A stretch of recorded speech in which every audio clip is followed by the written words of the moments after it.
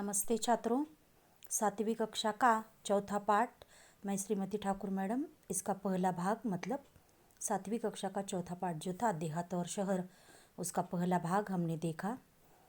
जैसे कि देहात ने यह पत्र शहर को लिखा था। पहले भाग में मैंने आपको पढ़ाया और समझाया कि देहात ने शहर को पत्र लिखते हुए कुछ अपनी परेशानियां वह बता रहा है और हालांकि कुछ परेशानियां भी हैं और साथ ही साथ कुछ सुख भरी बातें भी हैं। जैसे कि डिजिटल क्रांति का थोड़ा बहुत असर पड़ चुका है और हालांकि कुछ परेशानियां गांव में अभी भी मौजूद है, उपस्थित है। जैसे कि उसमें बहुत सारे मतलब लोगों को बेरोज़गारी है, गुटबाजी, झगड़े, अशांति, असुविधा का अभाव, जिसके कारण लोग आज भी समस्याओं से जूझ रहे हैं और तेज़ी से शहर की तरफ दौड़ रहे हैं। ये सारी बातें मित्र को उसने साझा की है, मतलब बांटी है। आप भी जब आपको कोई परेशानी आती है अथवा कठिनाइयाँ आती है तो आपके मित्र को ऐसी बातें बताते हो। और पुराने ज़माने से मतलब श्री कृष्ण जी के ज़माने से यह कहा जाता है कि वह परम मित्र होता है, वही मित्र होता है जो संकट के समय में हमें सच्ची राह दिखाए अथवा हमारी मदद करे, सहायता करे, सच्ची राह दिखाए, वही मित्र होता है। उसी प्रकार देहात ने शहर को मित्र माना है और मित्र मानकर पत्र लिखा है और अपनी कुछ परेशानियां भी उसने बताई हैं। और शहर भी उसे मित्र मानकर वह अपने मित्र का दुख जानकर उस पर कुछ उपाय, कुछ हल ढूंढ कर उसे बताने के लिए यह पत्र उसे लिख रहा है। मतलब दोनों ने मित्रता एक दूसरे के साथ निभाने का प्रयास किया है। देहात सबसे पहले अपने मित्र शहर को पत्र लिखता है और इस पाठ में, प्रस्तुत पाठ में अभी जो मैं आपको सिखाने जा रही हूँ उसमें शहर देहात को पत्र लिखकर यह बात बता रहा है कि उसकी परेशानियों पर कौन कौन से उपाय किए जा सकते हैं। गांव में जो अब परेशानियां जो उपलब्ध है अथवा उपस्थित है उस पर क्या उपाय ढूंढा जा सकता है, क्या किया जा सकता है। हमने देखा कि देहात ने शहर को 1 अगस्त 2017 को पत्र लिखा था और यह जो पत्र मैं अभी पढ़ने जा रही हूँ मतलब दूसरा भाग, पाठ्य पुस्तक में आए हुए चौथे पाठ का दूसरा भाग जो मैं अब पढ़ने जा रही हूँ, आपको समझाने जा रही हूँ, वह शहर ने देहात को वह पत्र लिखा है और उस पत्र में वह अपने मित्र को उत्तर के रूप में कुछ उपाय बताता है। जैसे कि देखो, 1 अगस्त को देहात ने शहर को पत्र लिखा और शहर ने उत्तर के रूप में 15 अगस्त 2017 को उसे उत्तर के रूप में यह पत्र भेजा है। 15 अगस्त यह तारीख, यह दिनांक मैं आपको सुनाते ही आपको समझ में आया होगा कि 15 अगस्त मतलब हमारा स्वतंत्रता दिवस। 5वीं कक्षा के जब आप 5वीं कक्षा में थे तब 5वीं कक्षा में एक सुंदर सा पाठ आप पढ़ चुके हों, समझ चुके हों कि हमारे राष्ट्रीय त्यौहार कौन से हैं। राष्ट्र मतलब देश, त्यौहार मतलब क्षण, पर्व, उत्सव।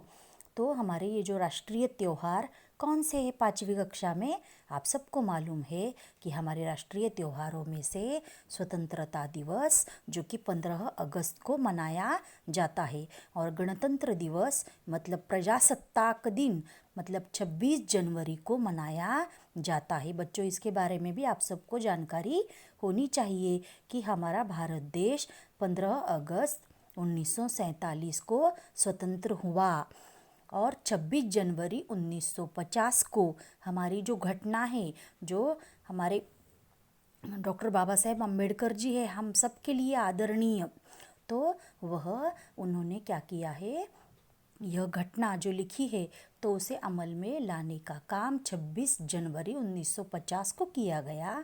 इसीलिए मतलब लोगों का शासन उस दिन से शुरू हुआ, इसीलिए 26 जनवरी 1950 इस दिन को उसकी शुरुआत हुई।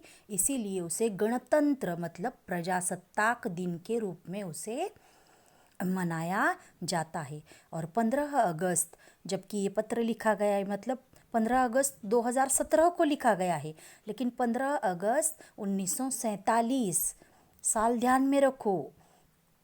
पत्र की तारीख अलग है और मैं आपको क्या बता रही हूँ, पत्र का जो सन है वह अलग है। 2017 को पत्र लिखा गया है और मैं आपको किसके बारे में जानकारी बता रही हूँ, 15 अगस्त। ये जो तारीख में समानता बता रही हूँ।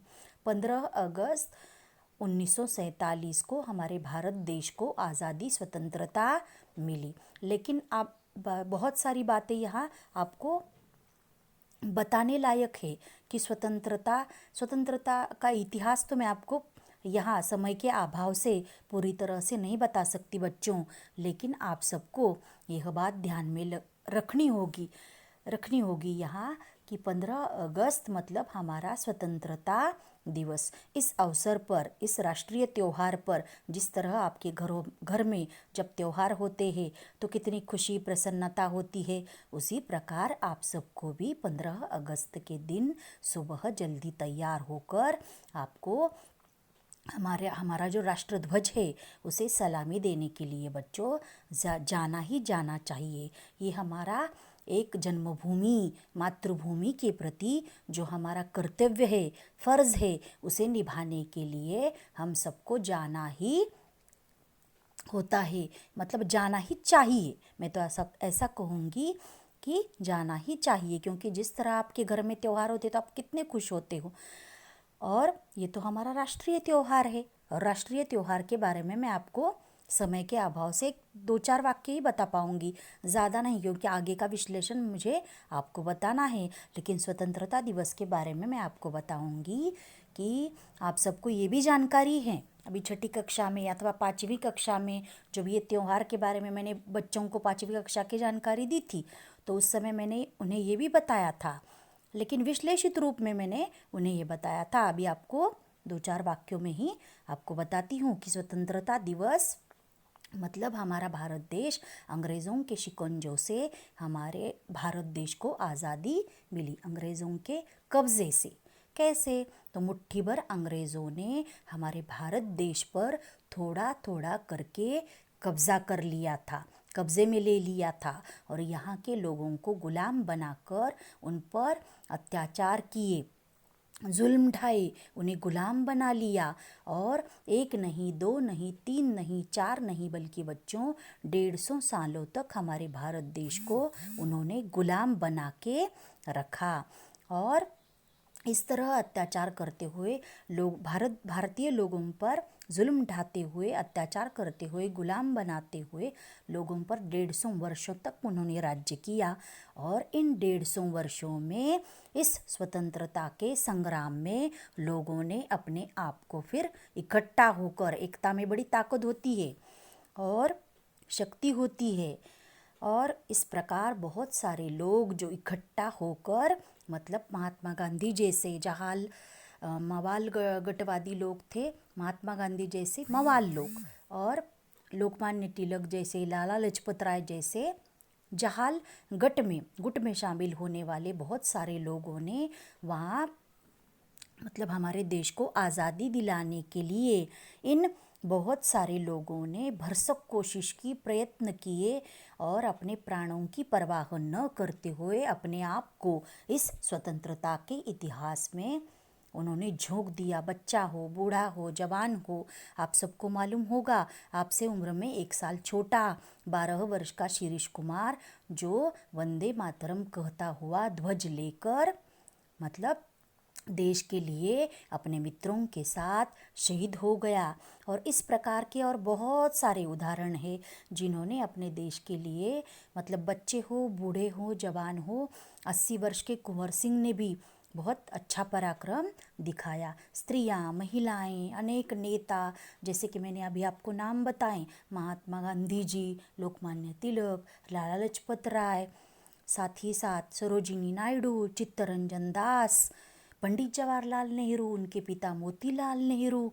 तो इस प्रकार बहुत सारे नेताओं ने क्या किया, यहाँ लोक नेता थे और इन्होंने उस समय इस जो स्वातंत्र संग्राम जो था तो उसमें अनेक आंदोलन किए, सबने मिलकर संघर्ष किए अपनी अपनी पद्धति से। कुछ सशस्त्र होकर लड़ रहे थे, कुछ निशस्त्र होकर लड़ रहे थे, और इस प्रकार इस स्वातंत्र्य संग्राम की लड़ाई में, युद्ध में सब लोगों ने, भारतवासियों ने आज़ादी मिलाने के लिए, गुलामी से छुटकारा पाने के लिए, सब लोगों ने इस प्रकार अपनी जान की परवाह न करते हुए प्राणों को त्याग कर, बहुत सारे लोगों ने अपने प्राण भी इसमें त्याग दिए, और आखिरकार 15 अगस्त 1947 को हमारे देश को आज़ादी मिली। मतलब ये जो हमारा स्फूर्तिदायक, प्रेरणादायक जो हमारे भारत का स्वतंत्र संग्राम का बच्चों इतिहास है, तो आप सबको, अगर आप व्यवस्थित रूप से इसे पढ़ोगे, इसकी कथाएं हैं, अथवा पाठ्य पुस्तक में भी आपको चौथी, पाँचवीं, छठी कक्षा में भी थोड़ी बहुत इसकी जानकारी पुरानी पाठ्य पुस्तक में थी, लेकिन पाँचवीं से सातवीं कक्षा तक की पाठ्य पुस्तकों में थोड़ी बहुत जानकारी अब बदल चुकी है। पहली जो पाठ्य पुस्तकें थी उनमें ज़्यादा से ज़्यादा इस स्वतंत्र संग्राम का इतिहास बच्चों को बताया गया था, लेकिन लाइब्रेरी से, ग्रंथालय से, पुस्तकालय से आप इस स्वतंत्र संग्राम की कथाएं पढ़ सकते हो। संक्षेप में मैंने आपको बता दिया, लेकिन ये जो लड़ाई थी, ये जो युद्ध था, इससे हमें प्रेरणा मिलती है, स्फूर्ति मिलती है। 150 सालों तक जिन अंग्रेज़ों ने हम पर राज किया, तो आखिरकार 1947 को बहुत सारे लोगों के प्राणों की आहुति देकर उन्होंने इस देश को बचाया, और 15 अगस्त 1947 को भारत देश को आज़ादी मिली, स्वतंत्रता मिली। और इस स्वतंत्रता के दिवस में, मतलब यही स्वतंत्रता जो दिवस होता है 15 अगस्त का, उसी उपलक्ष्य में, उसी समय के अवसर पर यह पत्र शहर ने देहात को लिखा है। वह हार्दिक बधाई, मतलब शुभकामनाएं, शुभेच्छाएं 15 अगस्त की वह अपने मित्र देहात को दे रहा है। जब भी कोई त्योहार होता है, पर्व उत्सव होता है, तो एक दूसरे के घर जाकर मिठाइयाँ बांटकर, एक दूसरे के घर हम एक दूसरे को बुलाकर क्या करते हैं, हम एक दूसरे को बधाइयाँ देते हैं, शुभेच्छाएं देते हैं। उसी प्रकार यहाँ शहर देहात को इस 15 अगस्त के राष्ट्रीय त्योहार पर्व के अवसर पर, मौके पर, वह उसे बधाइयाँ, मतलब शुभेच्छाएं, शुभकामनाएं देना चाहता है। तो देखो आगे पत्र के साथ साथ मैं अब आपको बताऊंगी कि क्या लिखा है, और इसमें वह बताता है। पत्र में भी आप अगर व्यवस्थित रूप से पढ़ते समय, अगर पाठ्य पुस्तक में आपका ध्यान होगा तो आपको समझ में आ जाएगा, क्योंकि पाठ्य पुस्तक सामने है तो कठिन शब्द और नए शब्द आप समझ सकोगे। इसीलिए, मतलब भाषा विषय है तो पाठ्य पुस्तक सामने ही होनी चाहिए। इसीलिए पढ़ते समय भी ध्यान दो, समझाते समय भी ध्यान दो, आपको सारी बातें समझ में आ जाएगी। तो देखो यहाँ यह जो पत्र शहर ने देहात को लिखा है, वह लिखता है और सुझाव भी बताता है। देखो आगे। प्रिय मित्र देहात, नमस्कार। अनौपचारिक पत्र है, मित्र को लिखा गया है, जैसे कि मैंने पहले भी बताया। प्रिय मित्र देहात संबोधन है, नमस्कार अभिवादन है। पत्र की शुरुआत करता हुआ, मतलब पत्र की शुरुआत उसने की है, आज स्वतंत्रता दिवस है, जैसे मैंने अभी आपको स्वतंत्रता दिवस के बारे में बताया। इस उपलक्ष्य में हार्दिक बधाई, मतलब इस अवसर पर, इस मौके पर मैं तुम्हें हार्दिक शुभकामनाएं देता हूँ। पत्र मिला, तुम्हारी प्रगति के बारे में जानकर खुशी हुई। मतलब उसे भी यह बात मालूम है कि मतलब थोड़ी बहुत डिजिटल क्रांति का जो असर है, पहले तो देहात भी पत्र में लिखता है उसे कि थोड़ी बहुत अच्छी बातें भी देहात ने शहर को बताई है, इसीलिए वह कहता है कि तुम्हारी जो थोड़ी बहुत प्रगति हो गई है उसके लिए मैं भी बहुत खुश हूँ। और मित्र को दिलासा देते हुए वह कहता है, मित्र को अपने दिलासा देकर अपनत्व के साथ कहता है, मित्र परिवर्तन सृष्टि का नियम है। परिवर्तन का अर्थ क्या है बच्चों? बदलाव, बदलना सृष्टि का नियम है। तो साक्षात भगवत गीता में भी ईश्वर ने बताया है कि परिवर्तन सृष्टि का नियम है। परिवर्तन विश्व का नियम है, मतलब बदलाव यह इस सृष्टि का, इस संसार का, दुनिया का नियम है। भला तुम्हारी स्थिति क्यों न बदलती, धीरे धीरे और भी विकास होगा। मतलब दिलासा देकर अपने मित्र को वह कहता है कि तुम्हारी स्थिति क्यों न बदलती, धीरे धीरे विकास होता है। वह अपने मित्र को दिलासा देकर ये बात बता रहा है कि मन में धीरज, संयम और शांति होनी चाहिए। धीरज से काम लो, शांति से काम लो, धैर्य से काम लो, धीरे धीरे धीमे धीमे तुम्हारा भी विकास होगा। और इसीलिए आगे वह पत्र में एक कबीर का दोहा यहाँ दिया गया है। देखो, कबीर जी, संत कबीर जी, उनके दोहे बहुत विख्यात है, मतलब प्रसिद्ध है। तो उनका एक दोहा यहाँ दिया गया है। देखो, धीरे धीरे रे मना, धीरे सब कुछ होए, माली सींचे 100 घड़ा, ऋतु आए फल होए। इसका अर्थ क्या है बच्चों? तो मन में, हमारे हृदय में धीरज होना चाहिए, शांति होनी चाहिए, धैर्य होना चाहिए, और तभी सब जो आपके मन में, जो आपकी इच्छाएं होती है, जो आपका उद्दिष्ट होता है, जो आपका ध्येय होता है, वहाँ तक आप अच्छे से पहुँच जाओगे। आपकी मंजिल तक पहुँचने के लिए मन में धीरज होना बहुत ज़रूरी होता है। और वही बात, मतलब आगे आगे की एक पंक्ति का अर्थ मैं बताती हूँ। माली सींचे 100 घड़ा, ऋतु आए फल होए। इसका अर्थ क्या है बच्चों? मतलब माली, पौधों की देखभाल करने वाला, बाग बगीचे की देखभाल करने वाला। तो माली जो है वह कितने 100 घड़े, घड़ा मतलब कलसा, कलसी से अगर, अथवा माली जब पौधों को पानी देता है, जो वृक्षों के रूप में बड़े हो जाते हैं, लेकिन पौधों को, बाग बगीचों को जब वह 100 घड़े भी पानी दे, लेकिन उस वृक्ष पर पौधे बड़े होकर तभी फल आते हैं। वही लहलहाते पेड़ तभी फल देते हैं जब उनका ठीक समय आए, तभी वह फल देना शुरू करता है। मतलब हम सबको यह बात ध्यान में रखनी चाहिए।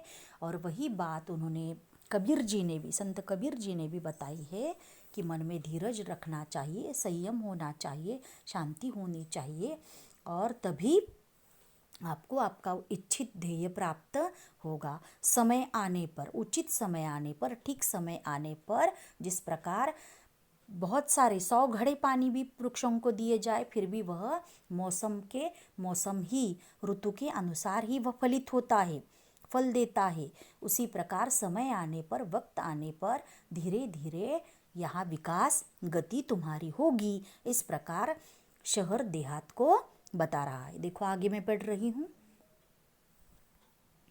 माना कि कुछ परेशानियां हैं, समस्याएं हैं, वहाँ के परिवार तेजी से मेरे यहाँ आ रहे हैं, परंतु यहाँ आकर भी सब कहाँ सुखी है। चिराग तले अंधेरा है। जिन बस्तियों में, जिन हालातों में वे रहते हैं, तुम सुनोगे तो और बेचैन और व्यथित हो जाओगे। मेरे यहाँ की दिन ब दिन बढ़ती भीड़ से परेशान हो उठा हूँ।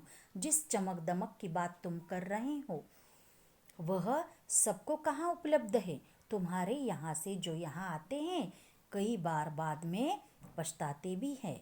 इस परिच्छेद का अर्थ मैं बताती हूँ।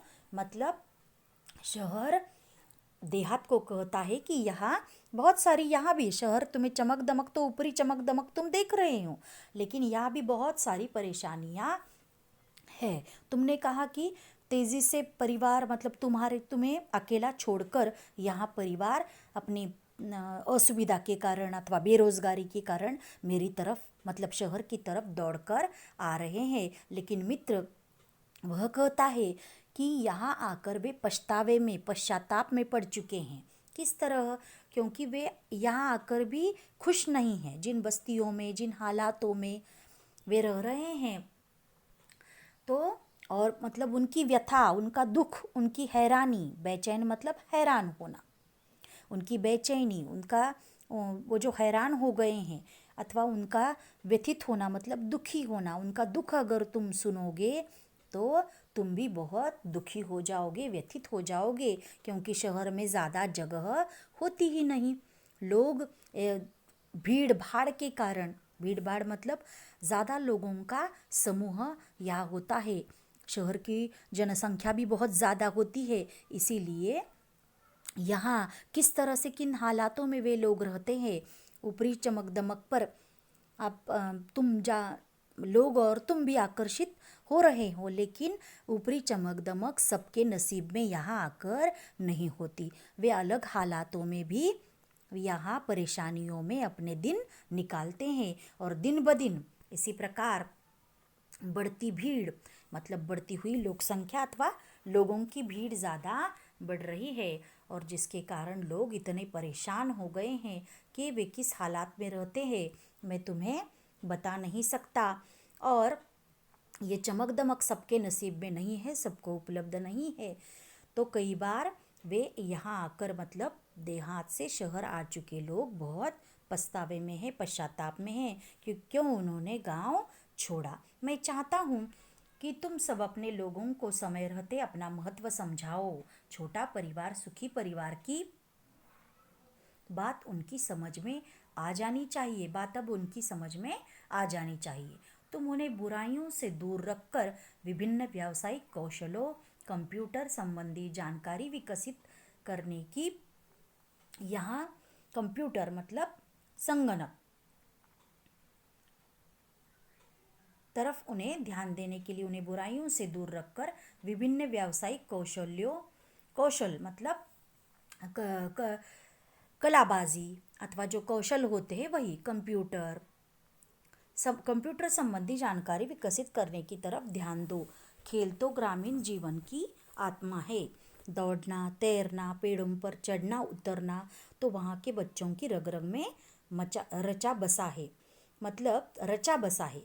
खेल तो ग्रामीण जीवन की आत्मा है। दौड़ना, तैरना, पेड़ों पर चढ़ना उतरना तो वहाँ के बच्चों की रग रग में रचा बसा है। आज कितने विख्यात खिलाड़ी गांव से ही आगे बढ़े हैं, उनको प्रोत्साहित करना तुम्हारी नैतिक जिम्मेदारी है। खेल संबंधी मार्गदर्शन कर हमारा देश अंतर्राष्ट्रीय स्तर पर प्रगति कर सकता है। अपने गांव को एक परिवार समझकर उसे विकसित करने का प्रयत्न तुम्हें करना होगा। मतलब यहाँ इस परिच्छेद में वह देखो, मतलब शहर देहात को अब ये बात समझा रहा है, मतलब उसने अपना परामर्श दिया है।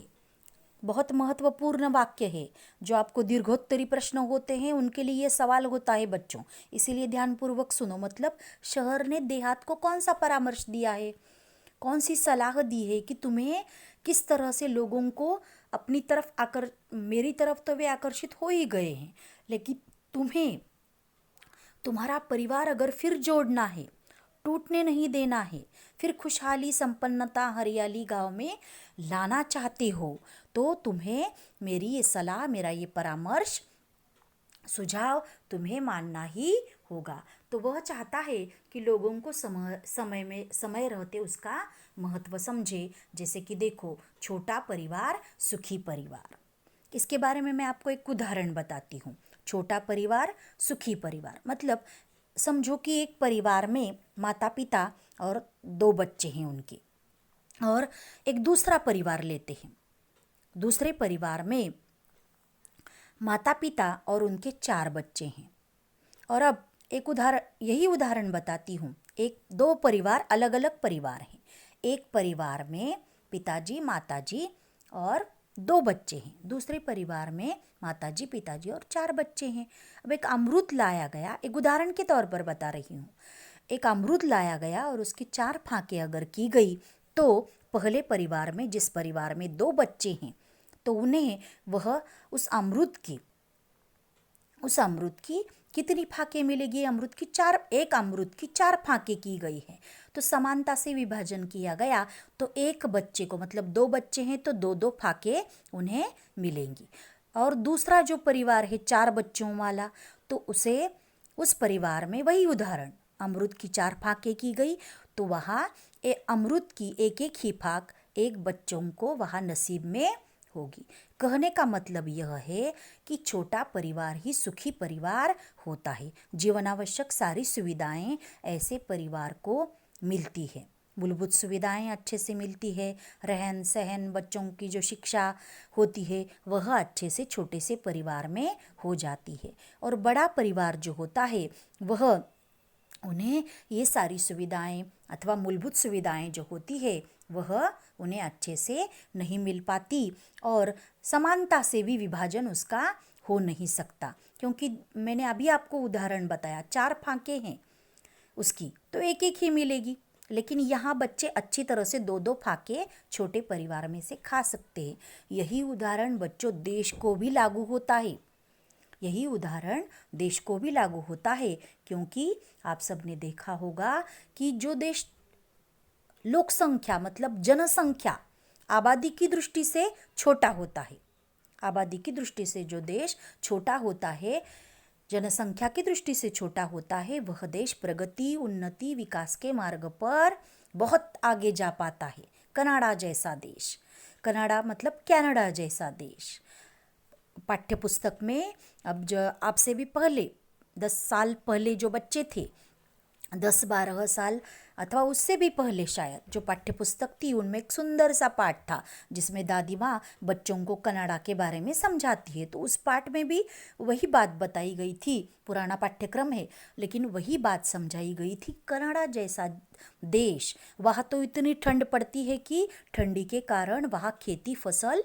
नष्ट होती होगी, चौपट होती होगी, मतलब नष्ट होती होगी। लेकिन फिर भी वहाँ उस देश में केवल और केवल जनसंख्या कम होने के कारण, आबादी कम होने के कारण वहाँ दूध की नदियाँ बहती है।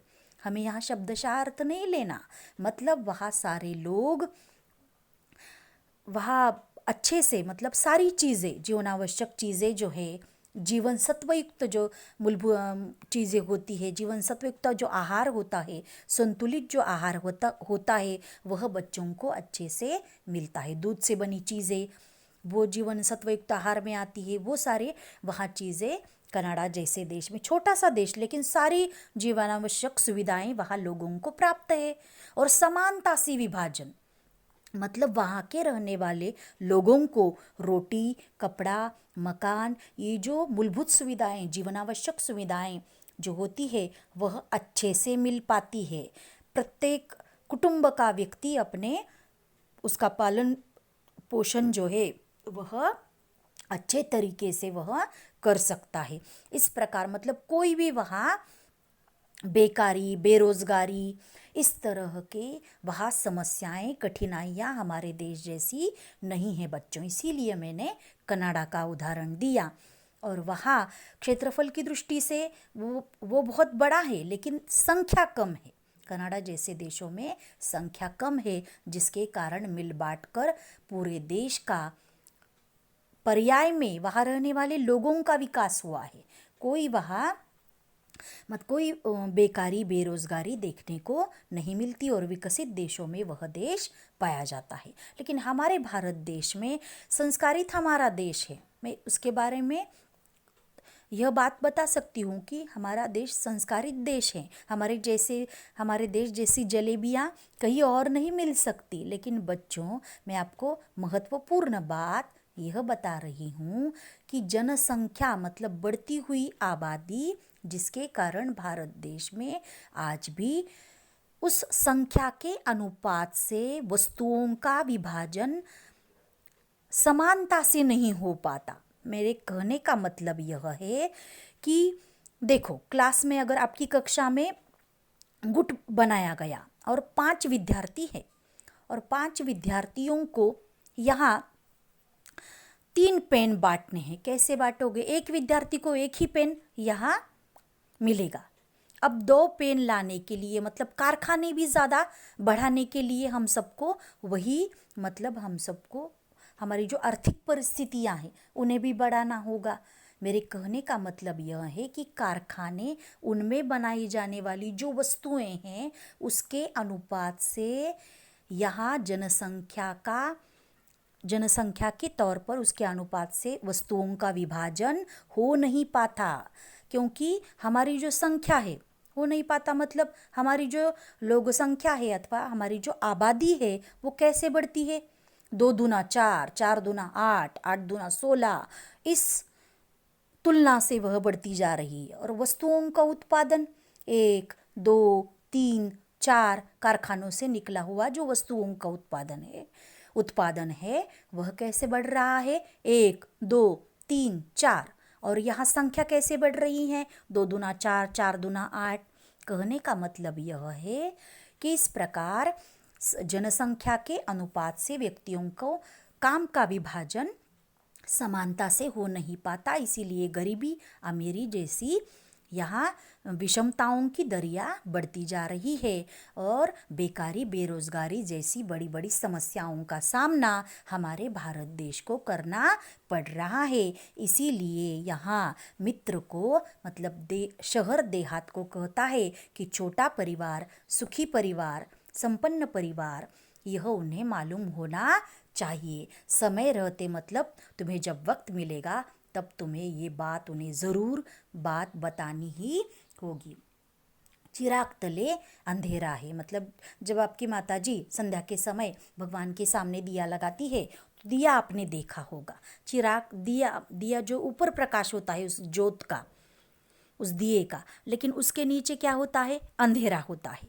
मतलब योग्य व्यक्ति के आसपास यहाँ अयोग्यता रहना, इसका अर्थ यही है। तो जिन बस्तियों में वे अगला परिच्छेद पढ़ रही थी तो मैं चाहता हूँ आगे वह कहता है कि यह परिच्छेद तो मैं पढ़ चुकी हूँ, उसके बारे में बताती हूँ कि वह कहता है कि खेल तो ग्रामीण जीवन की आत्मा है। खेल तो ग्रामीण जीवन की आत्मा है मतलब आपने जाना होगा कि बच्चे ज़्यादातर आप छोटे गाँव में देखते हो, छोटा गांव जो होता है, देहात जो होता है, ग्राम जो होता है, वहाँ खेल की शुरुआत वहीं से हुई है। खो खो, लंगड़ी, इस प्रकार के अंतर्राष्ट्रीय स्तरों पर उन्हें मान्यता मिल चुकी है। लेकिन फिर भी यहाँ खेल तो ग्रामीण जीवन की मतलब ग्रामों में रहने वाले जीवन की आत्मा इसे कहा गया है, क्योंकि तैरना, दौड़ना, पेड़ों पर चढ़ना उतरना वहाँ के बच्चों के रग रग में बसा हुआ है। और वह यह बात भी बताता है कि खेलने से उत्तम व्यायाम भी होता है, इसीलिए बच्चे ज़्यादातर खेलने में, और उनका खेलना, बच्चों को खेलना ही चाहिए लेकिन ज़्यादा नहीं। किसी भी बात को अति करना हमें टालना ही, किसी भी बात को अति करने से हम सबको टालना ही। एक तास मतलब एक तासिका जो होती है, एक तासिका में 1 घंटे में आप अच्छी तरह से खेल सकते हो। मैं ये नहीं कह रही कि इस पूरा दिन खेलो। एक तासिका खेल आपके लिए बहुत सेहत के लिए महत्वपूर्ण होता है, क्योंकि खेलने से उत्तम व्यायाम होता है, शरीर फुर्तीला मजबूत बन जाता है, भूख बढ़ जाती है, एक प्रकार का व्यायाम आपका हो जाता है। और पढ़ाई में आपका मन सबसे महत्वपूर्ण बात क्या है? पढ़ाई में आपका मन एकाग्र होता है और इसीलिए खेलना बच्चों के लिए अच्छी बात है।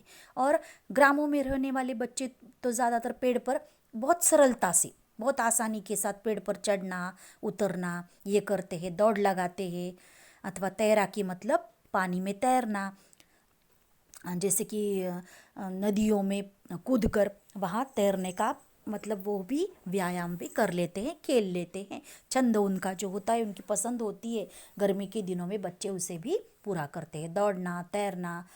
और उसके बाद पेड़ों पर चढ़ना उतरना उनके लिए ये सरल है, आसान है।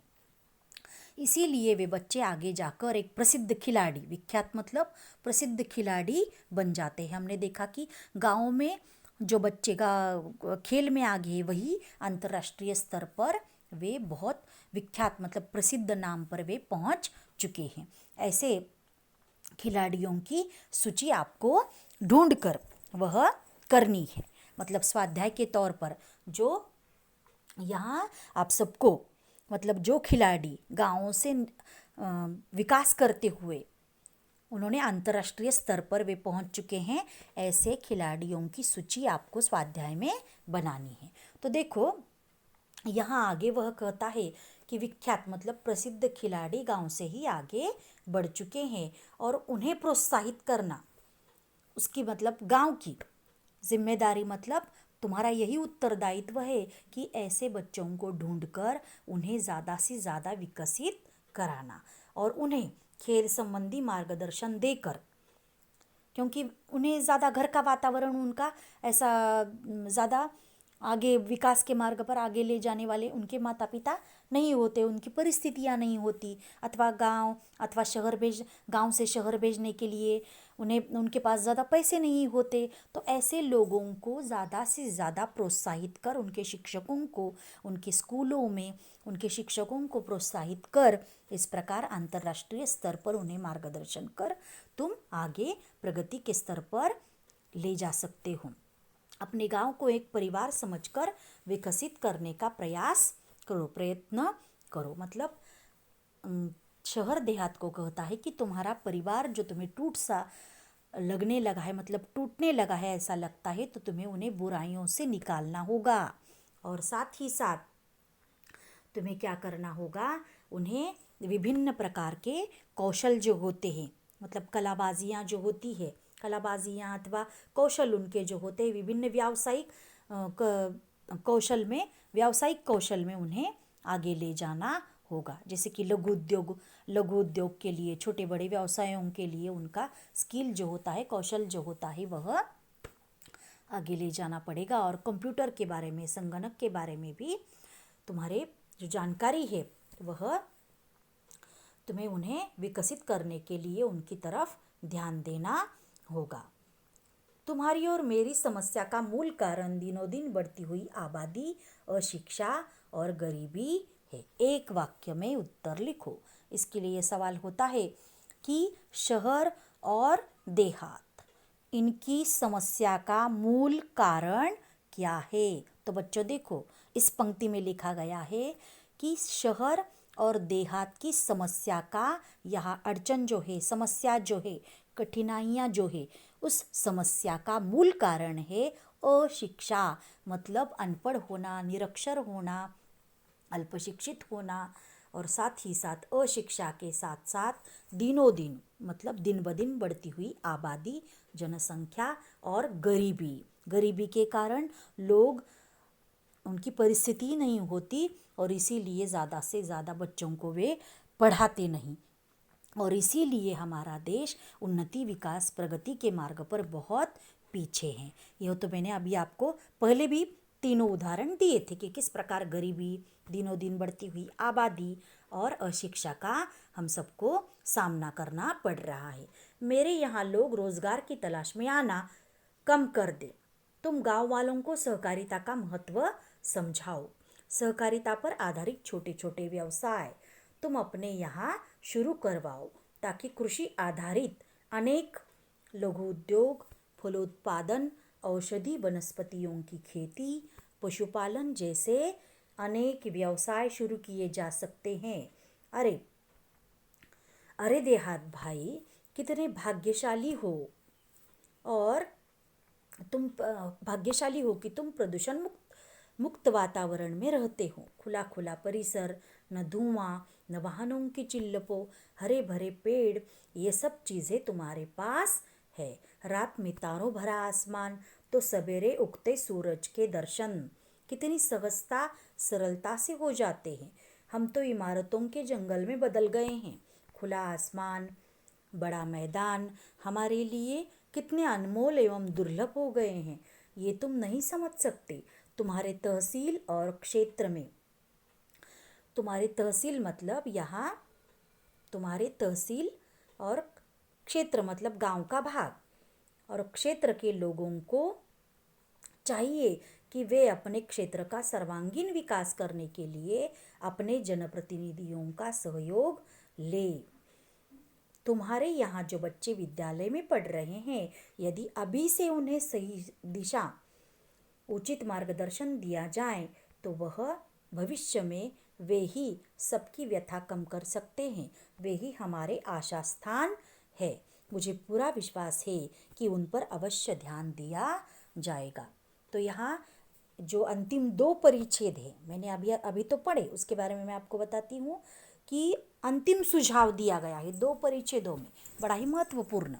उन अंतिम 2 परिच्छेदों में वह बताता है कि रोजगार की तलाश में, खोज में लोग जो मेरी ओर आ रहे हैं आकर्षित होकर, तो वो आना बंद कर दे। किस प्रकार करेंगे, उसके लिए तुम्हें प्रयत्न करना होगा। मतलब क्या करना होगा? सहकारिता। सहकारिता के आधार पर कुछ जो उद्योग होते हैं, लघु उद्योग होते हैं, उन्हें एक एक दूसरे का सहयोग देने का महत्व समझाओ।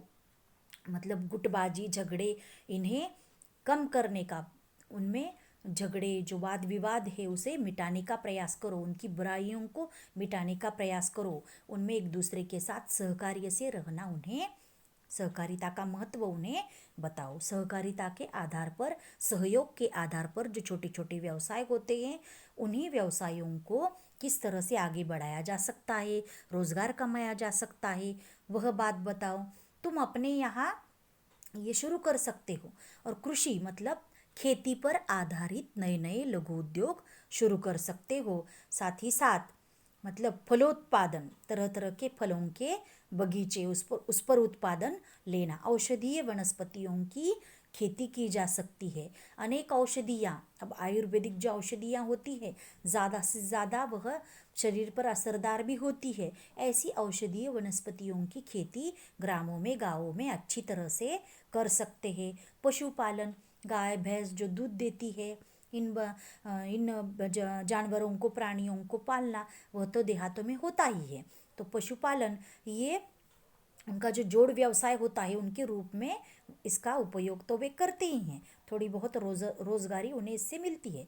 लेकिन सहकारिता के आधार पर नए नए छोटे छोटे उद्योग तुम्हें शुरू करने हैं। जैसे कि महत्वपूर्ण उनके व्यवसायों में कृषि आधारित फलोत्पादन उद्योग और औषधीय वनस्पतियों की खेती, पशुपालन जैसे छोटे बड़े उद्योग तुम्हें शुरू करने होंगे। और लोगों का दिलासा देकर उनका जो मनोबल है वह बढ़ाना होगा, बुराइयों से उन्हें बाहर निकालना होगा, और सहकारिता का महत्व उन्हें समझाना होगा। और वह अपने मित्र को भाग्यशाली कहता है। क्यों भाग्यशाली कहता है? तुम तो बड़े भाग्यशाली हो, मतलब तुम बड़े नसीब वाले हो, क्योंकि तुम्हारे यहाँ प्रदूषण ही नहीं है। यहाँ शहर में देखो तो गंदगी, प्रदूषण, वायु का प्रदूषण का तो बहुत ज़्यादा हम सबको, हवा का प्रदूषण जो होता है, अशुद्ध हवा, जिसमें बहुत सारे जहरीले विषैले द्रव्य जो सुबह से लेकर शाम तक हमें उनका सामना करना पड़ता है। 2 पहियों वाली गाड़ियाँ, 4 पहियों वाली गाड़ियाँ, तो ये जो है वह ज़्यादा से ज़्यादा उनसे निकला हुआ धुआं, धूल, मतलब जिसके कारण आँखों में और कानों में मतलब खुजली होती है, अथवा हमें दुर्घटनाओं का कभी कभी शिकार होना पड़ता है। और दूसरी बात, मतलब फेफड़ों पर असर करते हैं, तरह तरह की बीमारियां जिसके कारण हो जाती है। और कार्बन मोनोऑक्साइड, कार्बन डाइऑक्साइड जैसे जहरीले विषैले द्रव्य जो होते हैं, कारखानों से निकला हुआ धुआं, गाड़ियों से निकला हुआ धुआं, जिसके कारण फेफड़ों पर जहरीले विषैले द्रव्यों का असर होकर हमारी तरह तरह की बीमारियां जन्म लेती है। इसीलिए वह कहता है तुम कितने भाग्यशाली हो, खुला खुला सा मैदान तुम्हारे पास है, खुली खुली सांस लेने के लिए प्रदूषण मुक्त वातावरण है, और खुले आसमान में सहजता से रात के अंधेरे में भी चंद्रमा का दर्शन, तारों का दर्शन, आसमान जो तारों से भरा हुआ होता है, बहुत सुंदर सा दृश्य जिसका तुम्हें लाभ होता है, देखने को मिलते हैं तुम्हारे ग्रामों में अथवा गांव में। लेकिन हमारे यहाँ तो मतलब इमारतों के जंगल भरे होने के कारण, मंजिलें ज़्यादा होने के कारण, सूरज का भी जो एक नई उम्मीद लेकर, एक नई उम्मीद की किरण लेकर सुबह हम सबको उठाने के लिए, जगाने के लिए आता है। सुनहली किरणों के साथ हम सबको नई आशा की किरण लेकर जगाने के लिए आता है। उस सूरज के दर्शन भी तुम्हें ज़्यादा से ज़्यादा मिलते हैं, और पेड़ पौधे भी वहाँ ज़्यादा होने के कारण खुली शुद्ध हवा भी वहाँ रहने वाले लोगों को मिलती है। हमारे यहाँ तो वह हमारे नसीब में है ही नहीं, क्योंकि इमारतों के जो जंगल, जिसमें पूरा शहर बदल चुका है। गंदगी और प्रदूषण के कारण हम सांस अच्छी तरह से ले नहीं पाते, बीमारियों का शिकार होना पड़ता है। इसीलिए वह शहर मतलब देहात को वह भाग्यशाली समझता है, और वह कहता है कि हम सबके लिए ये सारी बातें, बहुत खुली हवा में सांस लेना हमारे लिए बहुत अनमोल है, कीमती है। लेकिन इमारतों के जंगल के कारण ये सब हमारे लिए दुर्लभ, मतलब कठिनाई इस बात की, जो चीज़ मिलने में कठिन हो उसे दुर्लभ कहा जाता है, तो वह हमारे लिए दुर्लभ हो गई है, ये तुम नहीं समझ सकते। और आगे सबसे महत्वपूर्ण सुझाव वह देता है कि तहसील जो तालुका स्तरों पर होता है और वहाँ के क्षेत्र मतलब गांव के क्षेत्र के आसपास जो लोग हैं, मतलब हम लोग प्रतिनिधियों को चुनकर देते हैं। 18 वर्ष के बाद सब लोगों को 18 वर्ष अपनी उम्र की पूरे हो जाने के बाद मतदान का अधिकार होता है और लोक प्रतिनिधि वहाँ जो स्थानिक स्वराज्य संस्था मतलब जो ग्राम स्तर पर होती है, ग्राम पंचायत होती है, तालुका स्तर पर क्या होता है, पंचायत समिति होती है और जिलाओं के स्तर पर जिला परिषद होती है। तो वहाँ आप सबको क्षेत्र का जो जनप्रतिनिधि लोक प्रतिनिधि आपने चुनकर दिया हुआ है वह भी योग्य ही होना चाहिए और उसने क्या करना चाहिए, यहाँ उसकी मदद लेकर हम सबको क्या करना चाहिए, भविष्य में आगे जाना चाहिए और ऐसे क्षेत्र में रहने वाले लोगों को उनका सर्वांगीण विकास करने के लिए ग्राम का जनप्रतिनिधि की सहायता, उनकी मदद लेना बहुत आवश्यक है। इसीलिए तुम्हें उस जनप्रतिनिधि की क्षेत्र के तुम्हें मदद मिल सकती है और सर्वांगीण विकास तुम्हारा हो सकता है। दूसरी बात, तुम्हारे यहाँ जो बच्चे विद्यालय में पढ़ रहे हैं, यदि अभी से उन्हें सही दिशा, योग्य मार्गदर्शन, उचित मार्गदर्शन दिया जाए तो वो तुम्हारे आशा मतलब उम्मीद का स्थान बन सकते हैं। हम सब की व्यथा दुख कैसे कम कर सकते हैं? देखो, जिला परिषद में भी पढ़ने वाले, गाँवों में भी पढ़ने वाले, गाँव के विद्यालय में पढ़ने वाले बच्चे जो हैं आगे जाकर वे भी एक बहुत बड़े उच्च पद पर उन्होंने अपना पदभार संभाला है। ऐसा नहीं कि शहर के पढ़ने वाले बच्चे ही आगे जाते हैं। जिला परिषद के स्कूल में अथवा गांव के स्कूलों में पढ़ने वाले जो बच्चे हैं वे भी उच्चतम स्तर पर जाकर उच्च शिक्षा प्राप्त करते हुए वह आगे जा सकते हैं। ऐसे लोगों की सहायता आगे जाकर उन्हें अगर उचित मार्गदर्शन, योग्य मार्गदर्शन मिले तो वो गांव के लोगों की सहायता कर सकते हैं। अपनी गांव की मतलब जन्मभूमि, मातृभूमि के प्रति जिन लोगों को लगाव है, राष्ट्र के प्रति जिनमें प्रेम भरे कर्तव्य की जागरूकता है, ऐसे लोग अपने गांव को कभी नहीं भूलते। इसीलिए इन विद्यार्थियों को मार्गदर्शन कर उनका हमें सहयोग लेना है और वे कभी भी हम सबको व्यथित मतलब ग्रामजनों को वह कभी भी दुखी नहीं करेंगे और वह गांव को विकसित करने का प्रयास ज़रूर करेंगे और ऐसे लोग आगे जाकर ग्रामों में विकास करने का प्रयास ज़्यादा से ज़्यादा करेंगे। आशा की किरण वे ही बन सकते हैं, उम्मीद की किरण वे ही बन सकते हैं। मुझे पूरा विश्वास है कि उन पर अवश्य ध्यान दिया जाएगा। मतलब शहर देहात को ये सुझाव, महत्वपूर्ण सुझाव दे रहा है और पत्र के अंत में उसने लिखा है, तुम्हारा अपना शहर। आप सबको मैंने ये बात बताई थी कि आपको मुहावरे, कहावत जो आ गई है इस पाठ में, तो बच्चों आपको एक काम देती हूँ, मतलब स्वाध्याय के रूप में। आपको यहाँ पृष्ठ क्रमांक 12 पर और 11 पर आपको आपकी कापी में, वर्ग कार्य की जो आपकी कापी है उसमें आपको क्या करना है, नए कठिन जो शब्द दिए गए हैं उन शब्दों को, मुहावरों को और साथ ही साथ उसमें जो स्वाध्याय आया हुआ है वर्ग कार्य की कापी में आपको उसे लिखना है। सुवाच्य अक्षर के साथ, सुंदर हस्ताक्षर के साथ उसे अच्छी तरह से लिखो। आशा है, उम्मीद करती हूँ कि तुम्हें ये मेरा जो चौथा पाठ मैंने जो आपको सिखाया वह समझ में आया होगा। धन्यवाद।